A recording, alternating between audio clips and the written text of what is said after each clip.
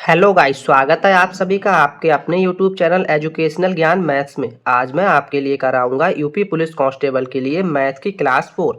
इससे पहले मैं नंबर सिस्टम और सिंप्लीफिकेशन की 3 क्लासेस करा चुका हूं, जिनका लिंक मैं आपके लिए इस वीडियो के डिस्क्रिप्शन में दे दूंगा। और आज आपके लिए मैं क्लास 4 में परसेंटेज टॉपिक के कुछ शानदार क्वेश्चन कराऊंगा। इस क्लास में मैंने जो भी क्वेश्चन लिए हैं वो सभी पीवाई के क्वेश्चन है, तो क्लास के साथ लास्ट तक बने रहिएगा और वीडियो को लाइक कीजिएगा और शेयर कीजिएगा। तो चलिए आज का क्लास को स्टार्ट करते हैं। देखते हैं क्वेश्चन नंबर 1। क्वेश्चन नंबर 1 दिया है, ए की आय बी की आय से 20% अधिक है और सी की आय ए तथा बी की आय के योग से 10% कम है। यदि सी की आय 19,800 प्रतिमाह हो तो बी की आय क्या होगी। हमें फाइंड क्या करना है, बी की आय। ठीक है, तो इस टाइप के क्वेश्चन को कैसे सॉल्व करते हैं, चलिए देखते हैं इसकी ट्रिक क्या है। इसकी जो ट्रिक है, अगर ऐसा क्वेश्चन आपको एग्जाम में मिलता है तो हम करते क्या है, यहाँ पे इसने 3 लोग दिए हैं, ए बी सी। क्लियर है। क्वेश्चन में क्या बोला है कि ए की आय बी की आय से 20% अधिक है, तो हमने सपोज कर लिया ए की जो आय है वो 100 है। ठीक है, तो सॉरी बी की आय 100 है तो ए की आय 120% हो जाएगी। क्लियर है। अब यहाँ से अगर इन दोनों का रेशियो निकालते हैं तो रेशियो क्या निकलेगा, 6:5। क्लियर। आगे बोला है सी की जो आय है वो ए तथा बी की आय के योग से 10% कम है। अब इन दोनों रेशियो का अगर हम योग करेंगे तो योग हमें कितना मिलेगा, 11। ठीक है, अब इस 11 का 10% कम है किसकी, सी की आय, तो इस 11 का अगर हम 10% निकालेंगे यहाँ पे तो वो मिल जाएगा 1.1। क्लियर। अब जो सी की आय है वो कितनी हो जाएगी यहाँ पे 9.9, क्योंकि इस 11 में से जब 1.1 को माइनस करेंगे तो सी की आय क्या मिल जाएगी 9.9। इसने क्वेश्चन में बोला कि सी की आय 19,800 है, तो इन दोनों को हम क्या करेंगे, बराबर करके देख लेंगे। तो यहाँ से जब सी की आय 19,800 के बराबर करेंगे और फिर जब सॉल्व करेंगे तो सॉल्व करके क्या मिलता है, चलिए देखते हैं। पॉइंट से हटाएंगे नीचे 10 आ जाएगा। ठीक है, यहाँ से जब इसे काटेंगे तो 99 दूनी 198, 200, तो यहाँ से एक रेशियो बराबर हमें क्या मिल जाएगा, एक रेशियो बराबर मिल जाएगा 2000। क्लियर, एक रेशियो बराबर 2000 है। हमें निकालना क्या है, निकालना है हमें बी की आय। ठीक, तो चलिए बी की आय देखते हैं कितनी है, 5 रेशियो बी की आय। तो जब एक रेशियो बराबर 2000 है तो 5 रेशियो बराबर कितना हो जाएगा, 5 इंटू 2000 मीन्स 10,000 रुपये। ठीक है, ऑप्शन नंबर सी। क्लियर है। ये मैंने क्वेश्चन कैसे किया, यहाँ पे इसने जो बोला था कि जिस तरह से इसने क्वेश्चन को बोला है सेम ऐसे ही मैं करता गया। मैंने बी की आय को 100% माना तो ए की आय 120% होगी। दोनों का रेशियो निकाला, 6:5 में मिला। फिर इसने क्वेश्चन में आके बोला कि सी की जो आय है वो ए तथा बी की आय के योग से 10% कम है। तो इन दोनों को मैंने जब ऐड किया ए और बी की तो हमें 11 मिला, और इस 11 का मैंने 10% निकाला और उस 10% को जो सी की आय दोनों का योग 11 है उसमें से माइनस कर दिया, तो यहाँ से हमें 9.9 मिल गया। इसको हमने बराबर कर दिया 19,800 के। यहाँ से एक रेशियो की वैल्यू 2000 निकाल आई, निकालनी किसकी थी, बी की। तो बी की रेशियो कितना था 5, तो 5 से इसकी मल्टीप्लाई करा दी और 10,000 हमें क्या मिल गया इस क्वेश्चन का answer. Clear, option number C, sorry 3। Next question number 2 दिया है, नमक और पानी के 25 लीटर घोल में 10% नमक है। इस घोल में से 5 लीटर पानी वाष्प द्वारा निकाल दिए जाने पर शेष बचे घोल में कितने परसेंट नमक है, ये हमें फाइंड करना है। इस टाइप के क्वेश्चन हमें एग्जाम में काफ़ी देखने को मिलते हैं। तो मैंने इस क्लास में जो भी क्वेश्चन लिए हैं वो यूपी पुलिस कांस्टेबल के एग्जाम के पर्पज़ से काफ़ी इंपॉर्टेंट है। तो क्लास के साथ लास्ट तक आप बने रहिएगा। तो चलिए इस क्वेश्चन को सॉल्व करते हैं, देखते हैं क्वेश्चन नंबर 2। इसकी ट्रिक क्या है सॉल्व करने की वो मैं आपके लिए बताता हूँ। अगर ऐसा क्वेश्चन आपको एग्जाम में मिलता है तो हमें करना क्या होता है, इसने 25 लीटर घोल दिया है ना, तो इस 25 लीटर जो हमें घोल दिया है इसने, इसका 10% नमक है। 25% में सॉरी 25 लीटर में 10% नमक है, मतलब 25 लीटर का, यहाँ पे क्या लिखेंगे इसी तरह से इस क्वेश्चन को सॉल्व करें। 25 लीटर का 10% नमक है बराबर, अब इस घोल में इसने क्या किया, 5 लीटर पानी वाष्प बन के उड़ गया, मतलब 25 में से 5 लीटर क्या हुआ, वाष्प बन के उड़ गया। ठीक है, तो इस 25 माइनस 5 का सपोज कर लिया x%, अब इसमें नमक रह गया। ठीक है, मैंने ये कैसे बनाया क्वेश्चन, ये आपको समझ में आ गया। अब बस यहाँ पे सॉल्व कर लेंगे। इस का मतलब क्या है, मल्टीप्लाई। तो यहाँ पे 25 इंटू का की जगह पे इंटू आ गया, 10% का मतलब 1/10, और यहाँ 20 का की जगह पे इंटू और x%। क्लियर, समझ में आया। इसने तो पूछा कितने परसेंट इसमें नमक रह जाएगा। इस यहाँ से सॉल्व करेंगे तो अगर हम यहाँ से परसेंटेज का साइन हटाएंगे तो यहाँ पे अपॉन में 100 आ जाएंगे। अब इसे अगर यहाँ से सॉल्व करेंगे तो 20 पंजे 100, 5 से काटेंगे, 5 दूनी 10, निकालना क्या है हमें x की वैल्यू। तो x बराबर यहाँ से कितना मिल जाएगा, 25/2, या फिर इसे हम बोल रहे हैं तो 12 सही 1/2%, जो क्या होगा हमारा इस क्वेश्चन का answer option number 3। Clear. Next question number 3 में बोला है पंकज अपनी मासिक आय का 20% बचाता है। यदि मूल्य वृद्धि के कारण उसे अपना मासिक व्यय 10% बढ़ाना पड़े तो वह मात्र रेट 480 प्रति माह ही बचा पाएगा। उसका मासिक वेतन कितना है, ये हमें फाइंड करना है। उसका जो मासिक वेतन है वो क्या है। तो इस टाइप का क्वेश्चन अगर आपको एग्जाम में मिलता है तो उसे सॉल्व करने की ट्रिक क्या है, चलिए देखते हैं। हम यहाँ पे सपोज कर लेंगे उसकी जो मासिक आय है ये हमने सपोज कर ली 100% है, ठीक है। उसकी जो मासिक आय है 100% है। अब इस 100% का वो 20% बचा पाता है, 20% बचा पा रहा, तो इसका मतलब वो खर्चा कितना कर रहा है यहाँ पे, 80% वो इसका खर्च कर देता है। क्लियर, क्योंकि 20% बचा पा रहा है तो खर्चा 80% कर रहा है।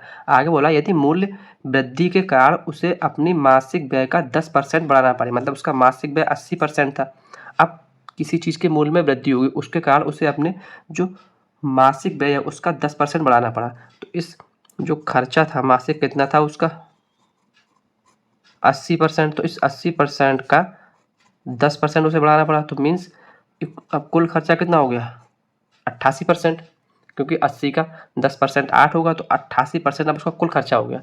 तो अब उसकी नई जो बचत हो रही है वो कितनी हुई, उसकी नई बचत कितनी हो पाई 100% माइनस 88, मतलब अब उसे जो कुल बचत हो रही है नेट वो 12% की हो रही है पर मंथ। क्लियर, समझ में आया मैंने कैसे किया। अब इसने क्या बोल रखा है कि उसे ये करने के बाद 10% बढ़ाने के बाद उससे मात्र 480 रुपये बचते हैं, लेकिन हमारे अकाउंट में 12% बचता है। तो बस इन दोनों को बराबर कर देंगे, 12% बराबर 480। तो यहाँ से अगर 1% की वैल्यू मिलेगी हमें 12 चौक 48 40। क्लियर, निकालना क्या है उसका मासिक वेतन। तो मासिक वेतन कितना हमने सपोज किया था 100%, तो जब मासिक वेतन निकालेंगे यहाँ पे तो कितना है वो 100%, तो 40 इंटू 100 मीन्स 4000 क्या हो जाएगा इस क्वेश्चन का आंसर ऑप्शन नंबर 3। क्लियर, मैंने इस क्लास में वो सभी कॉन्सेप्ट्स इंक्लूड किए हैं जो परसेंटेज टॉपिक से हमें एग्जाम में देखने को मिलते हैं। तो चलिए नेक्स्ट क्वेश्चन देखते हैं। क्वेश्चन नंबर 4 में दिया है एक गांव की जनसंख्या 4500 है, 11/18 भाग पुरुष हैं तथा शेष महिलाएं हैं। यदि 40% महिलाएं विवाहित हों तो विवाहित पुरुषों की संख्या बतानी है कितनी है। तो चलिए इस क्वेश्चन को सॉल्व करते हैं। इसने बोला क्या है 4500 कुल जनसंख्या है, कुल जनसंख्या 4500। इन 4500 का 11/18 भाग क्या है पुरुष। तो चलिए यहाँ से सॉल्व करेंगे। अगर 18 से काटेंगे तो 18 दूनी 36 और यहाँ बचेगा 9 90, 18 पंजे 90 जीरो, मतलब 250 इंटू 11 तो 25 11 275 जीरो, ये क्या होगा पुरुष। 2750 क्या है पुरुष।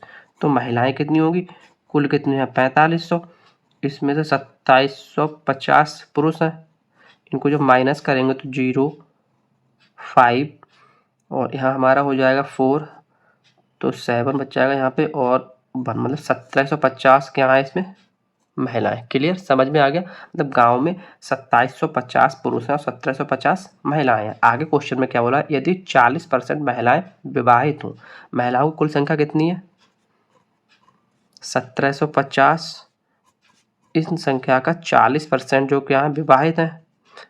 तो चलिए यहाँ से निकालते हैं कितनी है, ये 0 0 कट गया, तो यहाँ से अगर निकालेंगे तो 175 और चौका इसकी मल्टीप्लाई कराएंगे तो 4 पंजे 20 और 4 सत्ते 28 और 2 30 जीरो और 4 एकम 4 और 3 7, मतलब 700।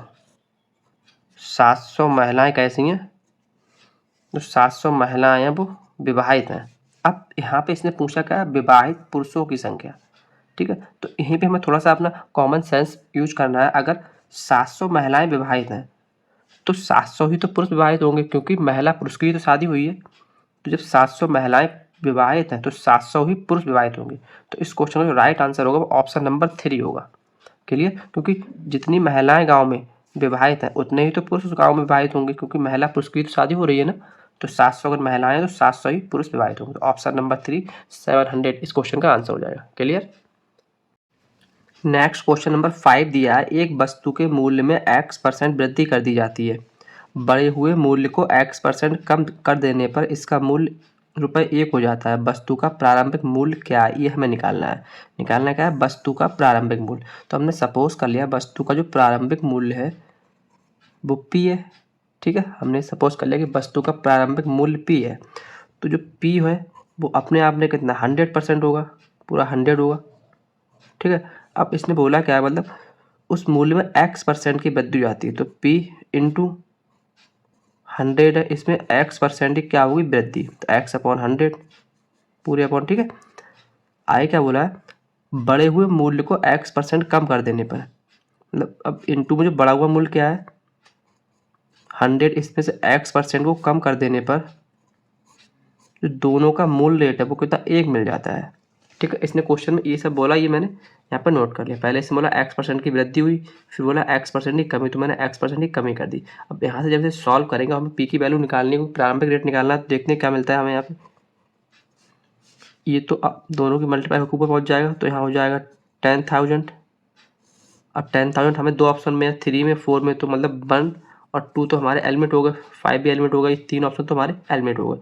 अपॉन में क्या आ जाएगा, ये कि 10 plus x, sorry 100 plus x और 100 माइनस एक्स, ठीक। तो इनकी जब हम मल्टीप्लाई कराएंगे, सॉल्व कराएंगे, तो सॉल्व करा के यहाँ पे जो हमें मिलेगा वो मिल जाएगा 10,000 माइनस एक्स स्क्वायर, क्योंकि ये हो जाएगा a plus b, a minus b, तो a square minus b square हुआ। तो यही क्या हो जाएगा इस क्वेश्चन का आंसर, जो हमें किस ऑप्शन में देखने को मिल रहा है, option number 4। Clear. Next question number 6 में बोला है, एक भिन्न के अंश में 40% वृद्धि तथा हर में 20% की कमी करने पर 7/10 प्राप्त होता है।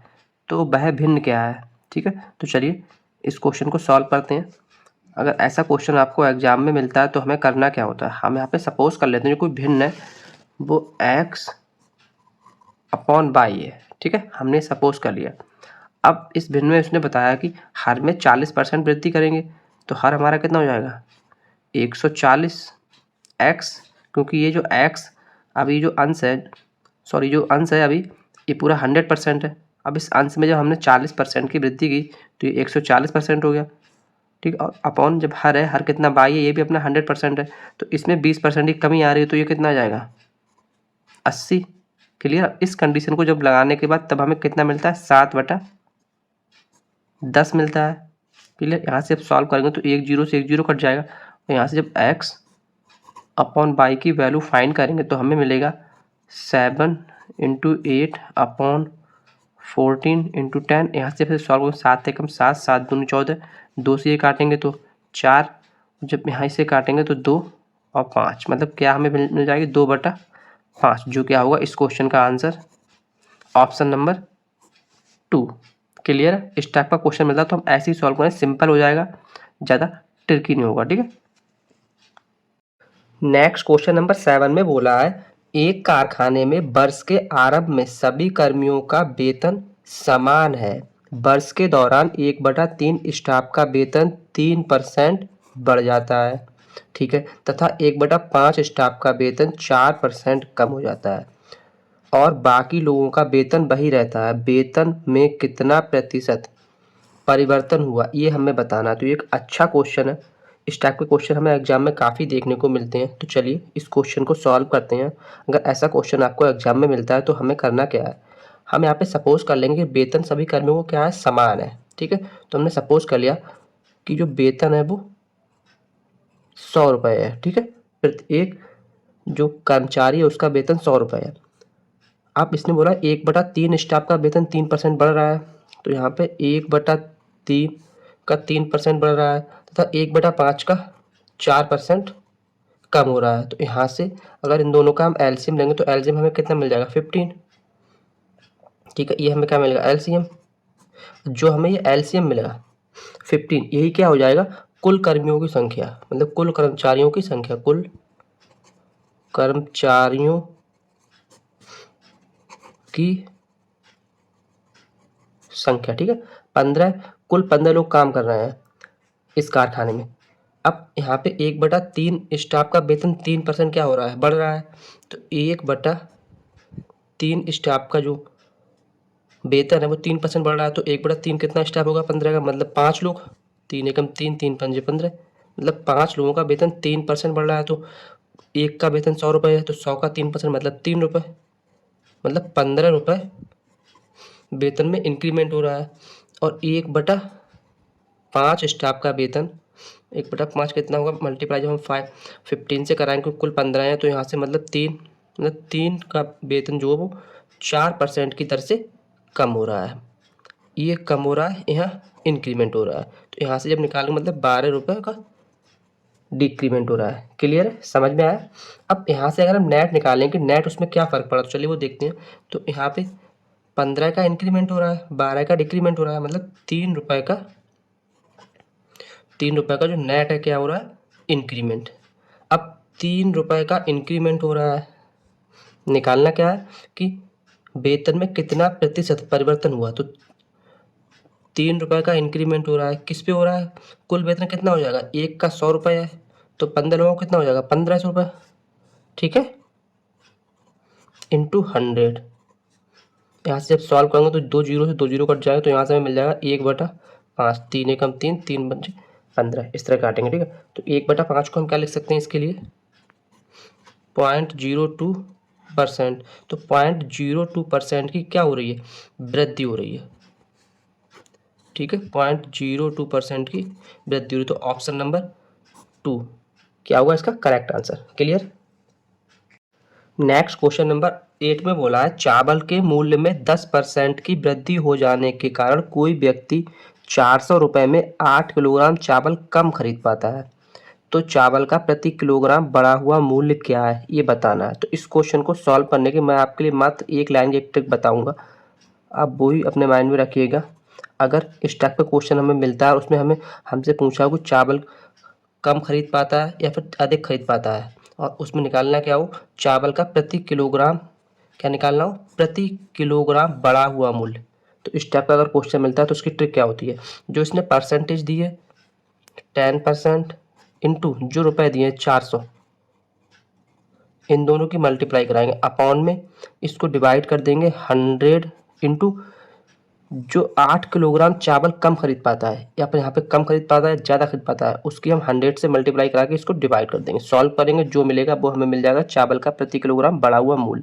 चलिए इसे सॉल्व करते हैं। 2 जीरो से 2 जीरो यहाँ पे कट जाएंगे, इसे काटेंगे 4 दूनी 8 और 2 पंजे 10, मतलब 5 रुपये। 5 रुपये वो चावल का प्रति किलोग्राम मूल्य बढ़ गया। तो ऑप्शन नंबर ए इसका क्या है करेक्ट आंसर। क्लियर, समझ में आया। इस टाइप के क्वेश्चन में करते क्या है, अगर ऐसा दिया हो क्वेश्चन में हमें देखना पूछा क्या है कि प्रति किलोग्राम बढ़ा हुआ मूल्य पूछा है तो उसमें जो परसेंटेज दी है उसकी हम मल्टीप्लाई करा देंगे जो उसने रुपए दिए हैं उससे और उसको डिवाइड कर देंगे 100 इंटू जितना चावल कम खरीद पाता है या अधिक खरीद पाता है उससे। ठीक है, सॉल्व करेंगे जो मिलेगा वो हमें चावल का प्रति किलोग्राम बढ़ा हुआ मूल्य मिल जाएगा। नेक्स्ट क्वेश्चन नंबर 9 में बोला है किसी आयत की लंबाई में 15% की कमी कर देने पर इसके चौड़ाई में कितने प्रतिशत की वृद्धि करनी होगी ताकि क्षेत्रफल में कोई अंतर ना हो। ठीक, तो इस टाइप का क्वेश्चन को सॉल्व करने पर एक सिंपल सी ट्रिक है वो मैं आपके लिए बता देता हूँ। जो हमें परसेंटेज दिया है 15%, इसको हम फ्रैक्शनल वैल्यू में लिखेंगे तो इसकी फ्रैक्शनल वैल्यू होती है 3/20। तो इसमें हम देखते हैं जो ये अपॉन में होता है ये हमारी जो इनिशियल लेंथ है इसकी वो होती है L1। ठीक है, और जो ऊपर आता है वो कमी आती है। तो क्या हुआ लेंथ हमारी L1 से L2 हो रही है 20 थी, 20 में 3 की कमी हुई 17 रह गई। ठीक है, अब लेंथ कितनी रह गई 17, कमी कितनी 3 की हुई। तो चलिए यहाँ से निकालते हैं 3 की कमी हुई है और कमी होने के बाद लेंथ कितनी रह गई है। अब इस टाइम पे करंट लेंथ तो 17 है, इंटू मल्टीप्लाई में 100 से करा देंगे। ठीक, सॉल्व करेंगे, जो मिलेगा वो हमें इस क्वेश्चन का आंसर मिल जाएगा। तो यहाँ से हमें मिल जाएगा 300/17।